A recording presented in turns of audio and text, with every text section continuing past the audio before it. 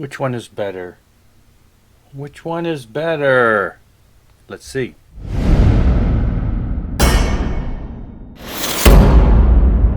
Okay, so yes, in the mail we got the new Michael Sweet Reborn Again album. And if you don't know what this is, okay, so hopefully you know by now Michael Sweet is the vocalist guitar player for Stryper. Okay, so this is, let me just show you the album first off. It's very wonderful. Love the color. I went ahead and splurged and bought the edition. It's got his autograph on the back.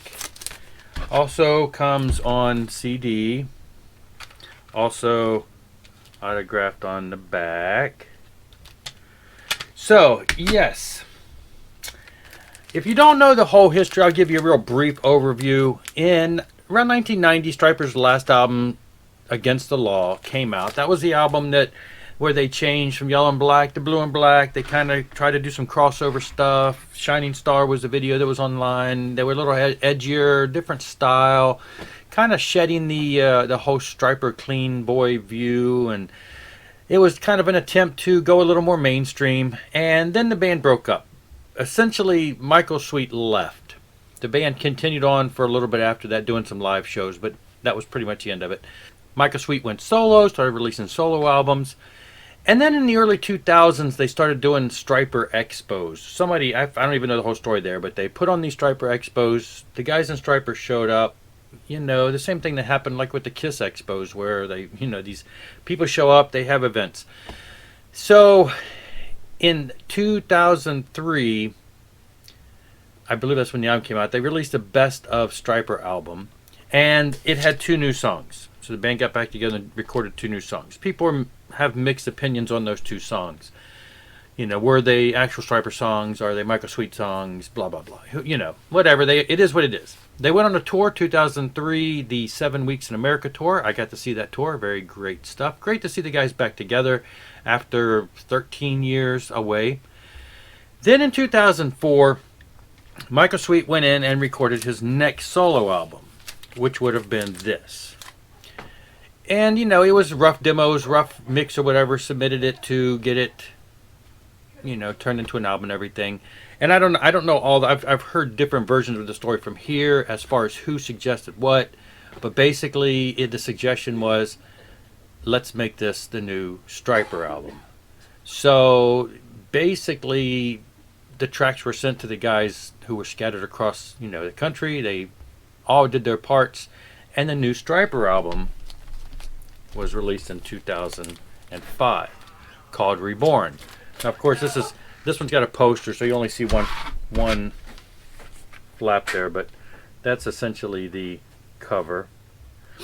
And so, yes, Stryper was back with the new album Reborn. Now, again, mixed feelings. If you look back now, most people were just like myself, were just excited that Stryper were back with the new music. But you know, you couldn't help but think, well, musically, they've, you know, it's of course it's 13 years later. It sounds different, more alternative, a little more, you know, because at the time I don't think everybody realized that really what that was a Michael Sweet solo album that Stryper played on. Well, now here we are, 2021. Michael goes back, takes the original tracks with the original musicians that played on the tracks, went into the studio, finished it up, added some additional effects, added some additional vocals, added some guitar solos, added some electronic sounds and things along that line, and we have Reborn again. So now we have the original release as Michael had envisioned it as a solo album, along with, you know, the original Stryper Reborn, which has actually been reissued on vinyl and is coming soon from overseas. So Reborn again. I posted a picture online, and somebody asked me, so does it sound, you know, again, people have issues with some of the production value, the instrument sounds, blah blah blah. Somebody asked if, you know, how did it sound, and I'm like, well, on first visiting of it, I just listened to it, and I'm like, it sounds like, you know, Stryper. It doesn't. I wasn't paying attention to the nuances. I was just listening. I'm like, I know all the songs. The songs sound pretty much the same from that standpoint.